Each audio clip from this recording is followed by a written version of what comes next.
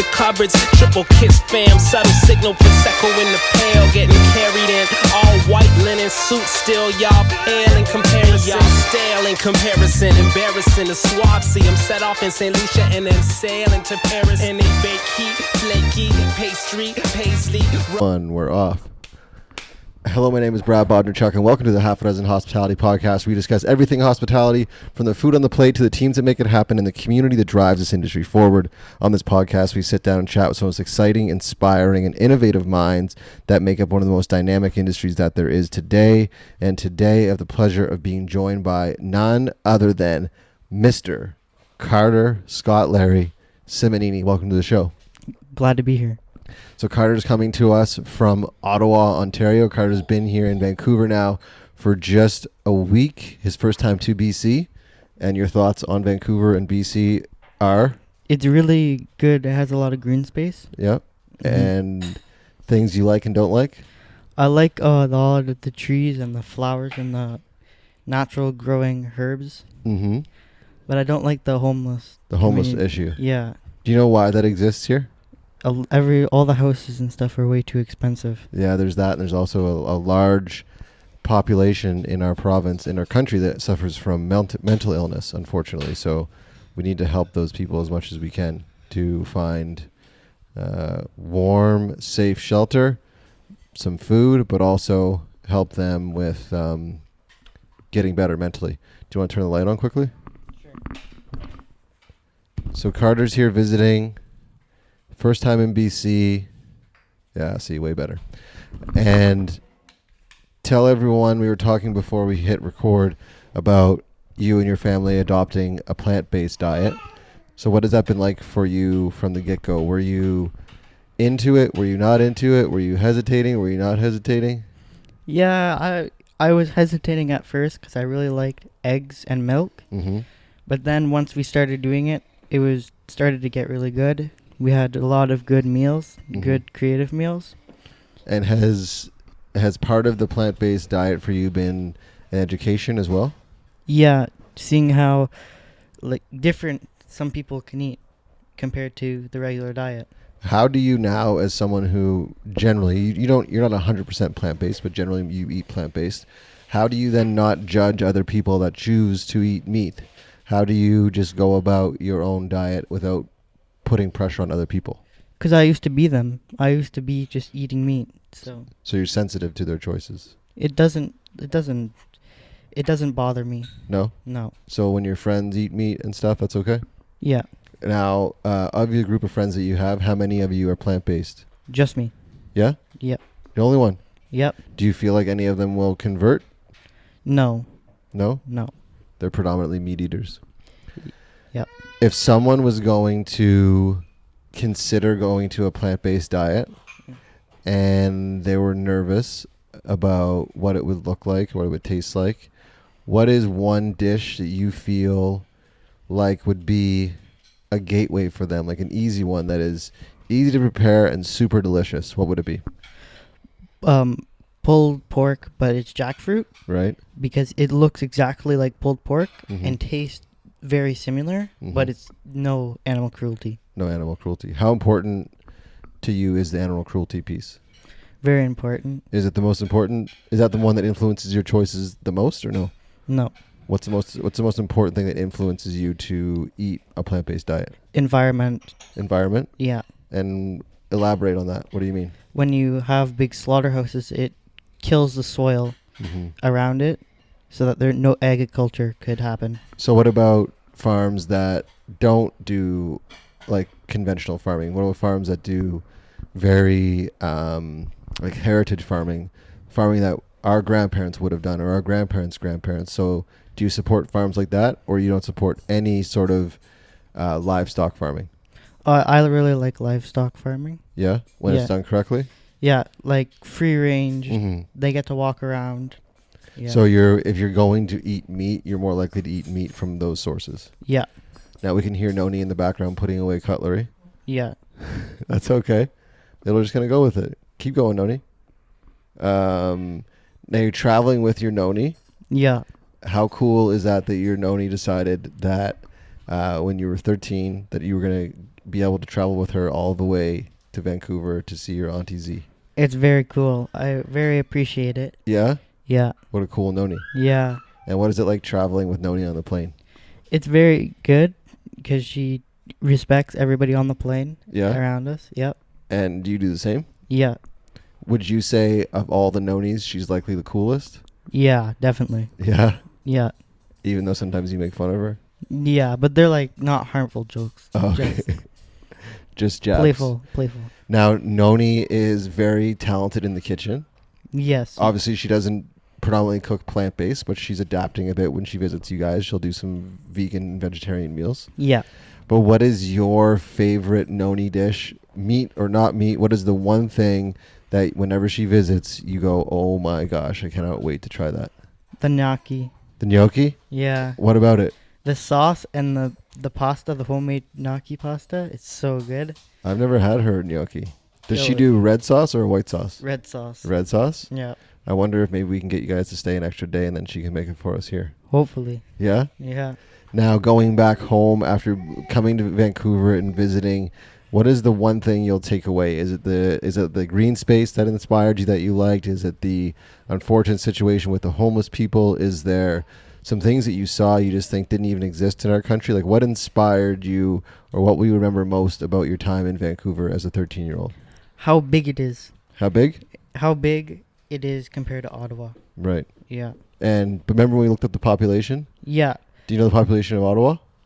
1 point something million. Right. So it's almost 500,000 more Yeah. people. Yeah. Right? That's a lot. Yeah. But you think Vancouver feels bigger? Yeah, it feels bigger because it's much more open and it has green space and mountains. I really like the mountains. Yeah, let's talk about the mountains. So within the first couple days, we went up a mountain. What was that experience like for you? It was very, very fun, very tiring, but it felt good once you got to the top. Yeah. So tell everyone, do you remember the name of the mountain? Gross. Gross? Mountain. Yeah. Yeah. Grouse. You did the Grouse Grind, which is internationally known. And you did it how fast? 1 hour and 9 minutes. And how often did you break? I think I braked once. Just once. Yeah. You basically ran the whole thing. Yeah. And do you feel like that's something when you come back and visit you want to do again? Yeah. Yeah? Yeah. And would you try and beat your time? Yeah, I'll try to beat 1 hour and 9 minutes. Do you think you can do it? Yeah. Think you can do it without breaking? No. No? No. You need to break? Yeah. At what point?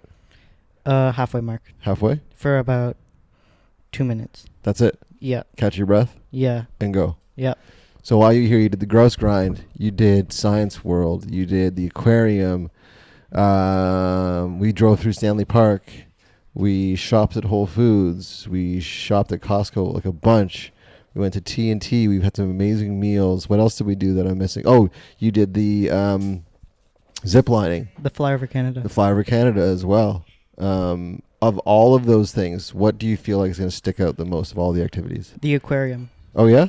Yeah. What about it? I've never seen a big aquatic life ever. Yeah? And seeing the giant sea lions and the dolphins that would respond to basically anything the trainer said was amazing. Oh, so you actually saw them interacting with people. Yeah, they were jumping out of the water and stuff. It was pretty cool. And how big, for the listeners, if you can describe it, how big were the sea lions? They're like, I would say about a meter and 50 probably. Yeah? Yeah, probably like 8 feet. Wow. Big. Yeah. Were they snorting a lot? Yeah, they would come out of the water and just spray water everywhere. Oh, really? And one of them would come out and it would sound like they were burping. Right now, your Auntie Z's in the background laughing. Yeah. So tonight, unfortunately, it's your last night here, but we have an amazing meal planned. We're having a seafood boil. I know you do like your seafood. Of all the types of seafood that are out there, what would be your favorite? I really like crab. I think crab is one of my favorite. Yeah? And lobster. Now, we saw a few different types of crab today. We saw the blue crab that were not in water, but they were alive. Yeah. And then we saw the larger crabs that you and I were by the lobster. Remember those Yeah. ones? And then we saw the massive King ones, the crabs, king yeah. crabs. Have you had all three of them to your knowledge, or just the kind of the No. one in the middle, like the red crab, the Yeah, traditional one? Yeah, the traditional one. Yeah. And then how have you always had it? We boil it and then dip it in sauce. Like butter? Yeah. Amazing. Now, would that be something that your family would eat now or no? Yeah, we still eat seafood. Yeah? Yeah. And then you just use like vegan butter. Yeah. Nice. So list off for me what your regular day, so say it's a Wednesday, it's a school week, walk the listeners through what you eat from the time you wake up to the time you go to bed so they can understand better what a 13-year-old plant-based diet looks like. So I would wake up, have a bowl of cereal with oat milk or almond milk. Mm-hmm. For lunch, I would usually have cucumber wrap with hummus. Mm-hmm. I would get home, have some snacks like hummus and crackers. Mm-hmm. And for dinner, we would usually have a plant-based dinner. Which would be what? Usually pasta or with vegan sauce or... When you have the vegan sauce, do you guys have like a meat substitute in there? Or is it just a red sauce? Sometimes if my mom wants to, she'll put tofu inside of it. Mm-hmm. But I don't like it with tofu, and I don't think my dad does either. No? No. Now, when it comes to tofu, do you guys vary between like the soft and the medium and the firm, or do you guys only use one type? Because I personally, if I'm gonna have tofu, I don't very often, but I only like the firm. I find the soft too strange. I'm assuming the soft you use for the scrambled eggs. Yeah, we use the different textures for the different meals. Mm-hmm.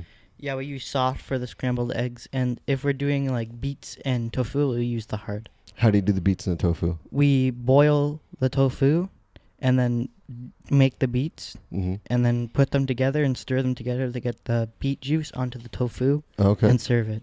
So they're both warm. No, I It's think a cold dish or a warm dish? the tofu gets chilled. Oh, okay. Is it good? Yeah, Do you know what you put on it for seasoning? Is it like vinegars? Or salt and pepper. just salt and pepper? Yeah. Nice. Let's talk quickly about sports. I know you're big into sports. Yeah. Let listeners know you're now a plant-based athlete. So what sports can you play when you're eating just plant-based diets? Well, really, you can play any sports, but I play hockey and rugby. And you are on how many teams? A lot this year. A lot of school teams. Can we name off like the names of your teams? Obviously, the school has a name. I played school rugby, Yeah.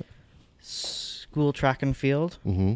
school wrestling, house league hockey, Yeah. and house league rugby. Wow. Is that a lot? Yeah, that's quite a lot. Is it too much? No. No? No. You can manage? Yeah. So at 13 years old, plant-based diet, in grade 8, going into grade 9, what is the biggest thing? Oh, we just lost it. That's okay. We'll edit it. What's the biggest thing that's going to be the adjustment going from grade 8 to grade 9? The biggest adjustment is going to be the bigger school and more people. Okay. And are you looking forward to that? Yeah. I think it'll be fun. Yeah? Yeah. We should end it soon because we've lost the video feed, which isn't a big deal. It happens sometimes. So if you want to give a message to the listeners, to your family, to your friends, this is going to be heard by 10,000 people worldwide. What is the one message that Carter, Scott, Larry, Simonini wants to spread to the world? To always stay strong and never give up. Stay strong and never give up. Yep. I love it. I'll second that. I'm Brad. I'm Carter. This is Carter. This is the Half a Dozen Hospitality podcast. This was fun, right? Yeah, it was pretty fun. Yeah? Yeah. Anything else you want to share? Yeah, I think podcasts are getting really popular nowadays. So Are you going to have one day? Probably. What would it be about? Probably just like my life or something. Your life? Yeah. You call it the Carter Scott Larry Simonini podcast? Maybe. What would that be? CSLSP. S. Mm-hmm. CSLSP. I like Yeah. that. Okay. Thank you guys for tuning in as you do week after week. Carter and I appreciate and love you all. Be sure to like, share, and subscribe to the podcast. And until next time, be good and do good. We did Yep. it. We shake hands after. There you go. Done. Okay.